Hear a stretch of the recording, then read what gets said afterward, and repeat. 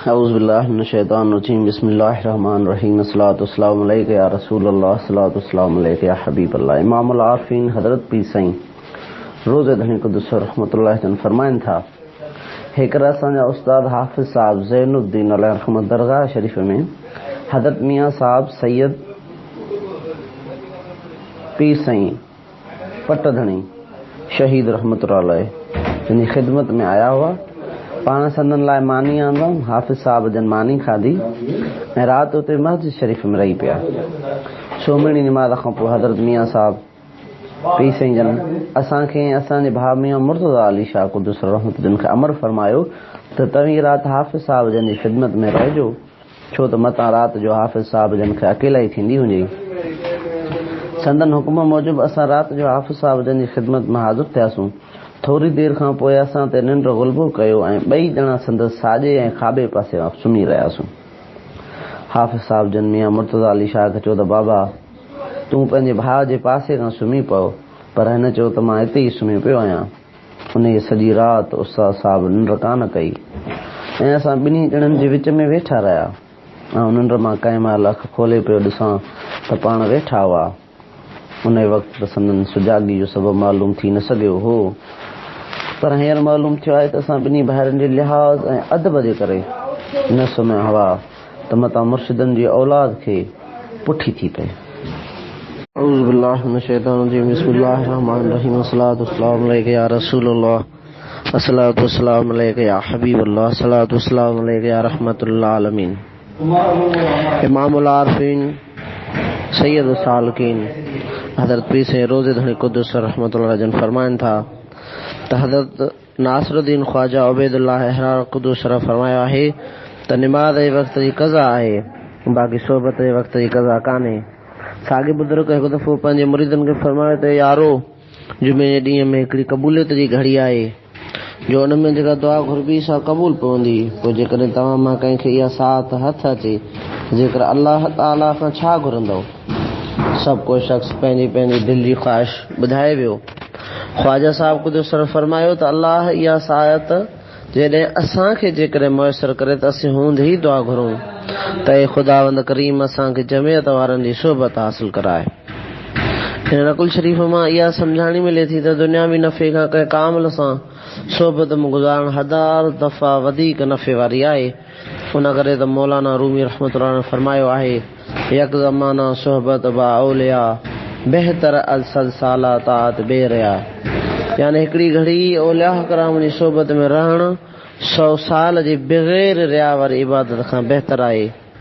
जेकॾहिं कंहिंखे अल्लाह ताला जल शान जे हुज़ूर में वेहण जी ख़्वाहिश हुजे त वलियनि जे हुज़ूर में वेहण घुरिजेसि। औज़ु बिल्लाहि मिनश्शैतानिर्रजीम बिस्मिल्लाहिर्रहमानिर्रहीम अस्सलातु वस्सलामु अलैका या रसूलल्लाह अस्सलातु वस्सलामु अलैका या हबीबल्लाह। इमामुल आरिफीन सैयद सालकीन हज़रत पीर साईं रोज़े धणी रहमतुल्लाह अलैहि क़ुद्दुस फरमाइनि था त हिकु दफ़ो अमीरुल मोमिनीन हज़रत अली करमल्लाहु वजहुल करीम कंहिं कोठी जी छत ते चढ़िया बीठा हुआ ऐं हिकु यहूदी सां तौहीद बाबति गुफ़्तगू कंदे फरमायो त अल्लाह तबारक व तआला असांजे सभिनी कमनि में निगाहबान आहे। यहूदी चयो त जेकॾहिं अव्हां जी ॻाल्हि सची आहे त उन कोठी तां हेठि टपो ॾे, पोइ ॾिसो त तुंहिंजो ख़ुदा तोखे निगाह में रखे थो या न।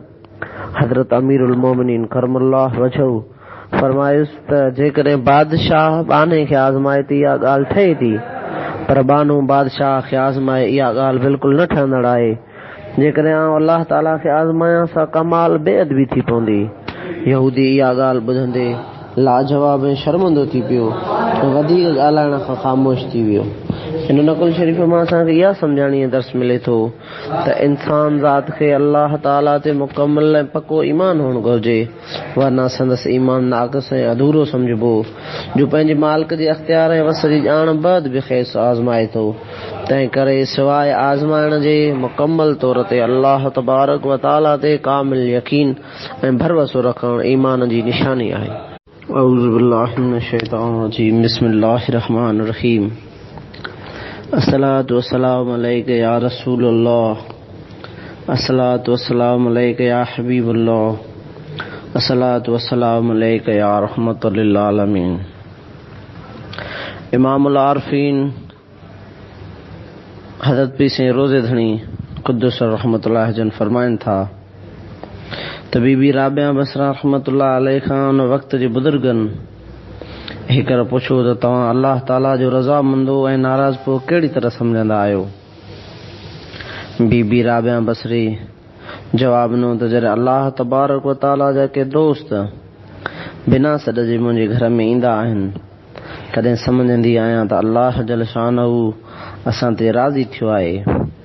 ऐं जॾहिं के पासो करे वेंदा आहिनि ऐं सलाम मोकिलींदा आहिनि तॾहिं सम्झंदी आहियां त अल्लाह जल जलालहू मूं ते राज़ी न आहे।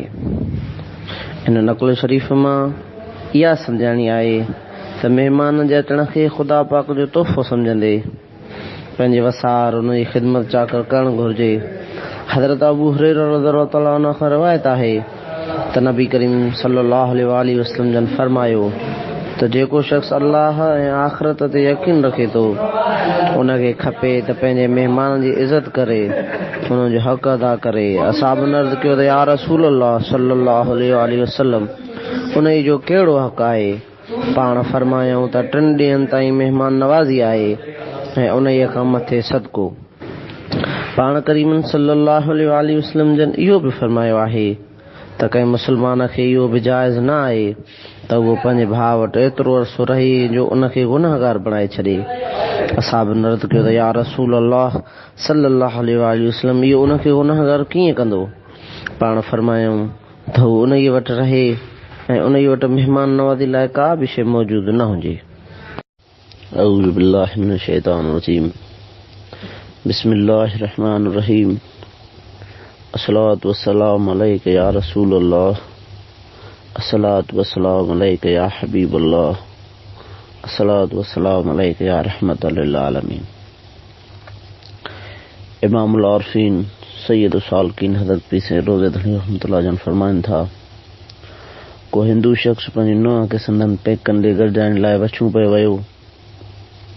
पोइ जॾहिं उतां खां गॾिजाणी करे मोटिया तॾहिं वाट ते इहा औरत पंहिंजे सहुरे खे चवणु लॻी त सहुरा जेकी आख़िर करणो अथई सो हींअर ई करे वठ, देर न कर।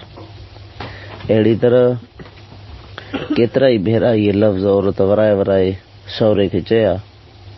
सहुरा हैरान थी वियो त हिन औरत खे कहिड़ो को ख़राबु ख़्यालु दिलि में अची वेठो आहे। पर उन्हनि लफ़्ज़नि जी पूरी हक़ीक़त संदसि सम्झ में न अची सघी। नेठि सिज अची लहण खे वेझो थियो ऐं पंधु अञा घणो करणो हुयो। तंहिंखां सवाइ वाट ते फौरन हज़रनि जो बि भाउ हुयो। तंहिं करे उन हिंदू गॾ खे तिखे हलण लाइ अची सोटुनि सां वरायो ऐं वॾी कोशिश सां पंधु करणु लॻो। तॾहिं उन जी महती चयुसि त सहुरा मूं त तोखे अॻु में ई पे चयो त जेको वसु करणो अथई सो हींअर करे वठ, पर तूं न कयो। हींअर हिन जे फ़ाइदे करण जी कोशिश मां छा वरंदो। राति त ईअं ई थी वई आहे।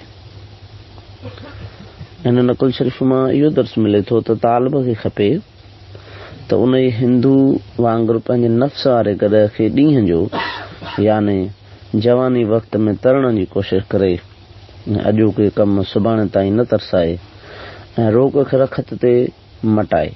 न त जॾहिं जवानी जे ज़माने वारो सिज पोड़ाइप जे हिणाइप वारे जबल हेठि वञी लथो तॾहिं इहा परे वारी मंज़िल हिन ॾुबरड़े गॾ खां ईअं तइ न थींदी। पोइ खेसि घणो ई कोशिशूं ऐं तलब ऐं इबादत जूं सोटियूं हणे त को बि फ़ाइदो न थींदो। तॾहिं हज़रत शाह अब्दुल लतीफ़ रहमतुल्लाह जन फरमायो आहे पोखणो अथई त पोख न त वेंदई मुंद चढ़ी। हिकु थींदुई पाणी पोयारो ॿियो सड़ी थींदई सोक। जिथे लुणंदो लोक उते मथां सिके हिकु संगल आहे।